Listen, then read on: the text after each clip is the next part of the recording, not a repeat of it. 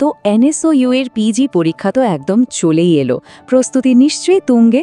আর এই সময় সবথেকে জরুরি যে জিনিসটা সেটা হলো অ্যাডমিট কার্ড।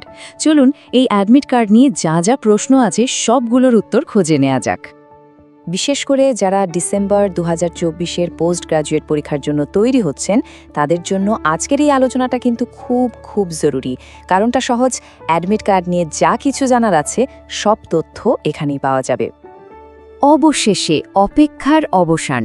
সুখবরটা হলো December 2024 post graduate term and পরীক্ষার অ্যাডমিট কার্ড এখন ডাউনলোডের জন্য একদম রেডি।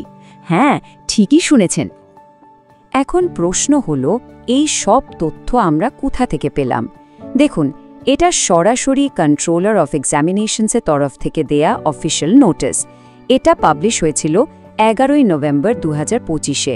আমরা আজকে এই নোটিসেরই সবথেকে জরুরি বিষয়গুলো নিয়ে কথা বলবো। ভাবুন একবার, এত মাস ধরে এত যে কঠিন পরিশ্রম, তারপর পরীক্ষার হলে ঢোকার চাবিকাঠি কিন্তু এই একটাই জিনিস, অ্যাডমিট কার্ড। তাই এটাকে সামলে রাখাটা যে শুধু দরকারি তা নয়, এটা একদম বাধ্যতামূলক। আচ্ছা, অ্যাডমিট কার্ডটা যে কতটা জরুরি সেটা তো বোঝা গেল, কিন্তু আসল প্রশ্ন হলো এটা ডাউনলোড করা যাবে কিভাবে। চলুন পুরো প্রসেসটা একদম ধাপে ধাপে দেখে নিই, যাতে কোনো রকম ভুল না হয়। বেশ, তাহলে ক্যালেন্ডারে কিন্তু এই তারিখটা একদম দাগিয়ে রাখতে হবে, 19 নভেম্বর 2025। কেন? কারণ ঠিক এই দিন থেকেই ডাউনলোডের লিঙ্কটা অ্যাক্টিভ হয়ে যাবে। আর শুধু তারিখটা জানলেই কিন্তু হবে না, সময়টাও মাথায় রাখা দরকার। ডাউনলোড শুরু হবে ঠিক দুপুর 2টো থেকে, তাই একদম দেরি করলে চলবে না। দেখুন, পুরো ব্যাপারটা কিন্তু খুব সোজা, মাত্র 4টে স্টেপ। প্রথমে অফিশিয়াল ওয়েবসাইটে যেতে হবে, তারপর অ্যাডমিট কার্ড অপশন থেকে ওটা ডাউনলোড করতে হবে। আর হ্যাঁ, একটা কথা মনে রাখতে হবে, শুধু সফট কপি রাখলে কিন্তু হবে না, এটার একটা হার্ড কপি প্রিন্ট করা মাস্ট। আর সব শেষে পরীক্ষার দিন পর্যন্ত এটাকে খুব সাবধানে রেখে দিতে হবে। ডাউনলোড করার জন্য দুটো অফিশিয়াল ওয়েবসাইট দেওয়া হয়েছে। একটা হলো www.pcdpcall.com আর অন্যটা হলো www.wbsou.ac.in। যে কোনো একটা থেকেই ডাউনলোড করা যাবে। তাই যদি দেখেন একটা সাইট কাজ করছে না, তাহলে অন্যটা ট্রাই করে দেখতে পারেন। একটা বিষয় কিন্তু খুব ভালো করে মনে রাখতে হবে, যেটা নোটিশেও একদম পরিষ্কার করে বলা আছে, কোনো স্টাডি সেন্টার থেকে কিন্তু অ্যাডমিট কার্ডের হার্ড কপি দেওয়া হবে না।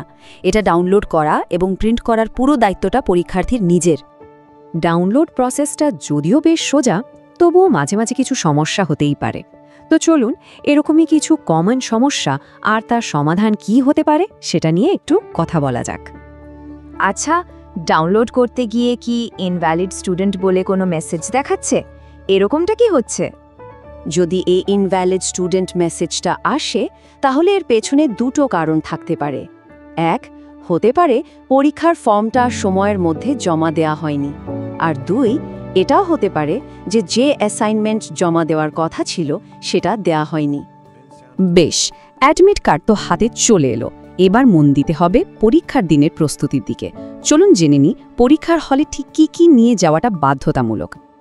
পরীক্ষার হলে ঢুকতে গেলে দুটো ডকুমেন্ট কিন্তু লাগবে।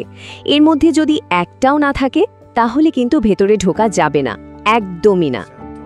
যে দুটো জিনিস অবশ্যই সাথে রাখতে হবে সেগুলো হলো, 1, অ্যাডমিট কার্ডের প্রিন্ট করা হার্ড কপি, আর 2, আসল enrolment certificate cum identity card.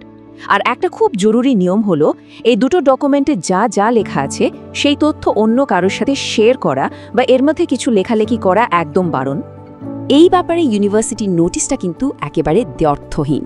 সেখানে পরিষ্কার বলা আছে, অ্যাডমিট কার্ড আর তার সাথে আসল enrolment certificate cum identity card ছাড়া পরীক্ষার্থীদের কোনোভাবেই হলে ঢুকতে দেওয়া হবে না, কোনোভাবেই না। আচ্ছা, এত সব কিছুর পরেও যদি কোনো প্রশ্ন বা সমস্যা থেকে যায়, তাহলে সাহায্যের জন্য কোথায় যোগাযোগ করতে হবে? চলুন এবার সেই তথ্যটাও দেখে নেওয়া যাক। যে কোনো রকম সাহায্যের জন্য ইউনিভার্সিটি একটা ডেডিকেটেড হেল্পলাইন নম্বর দিয়েছে।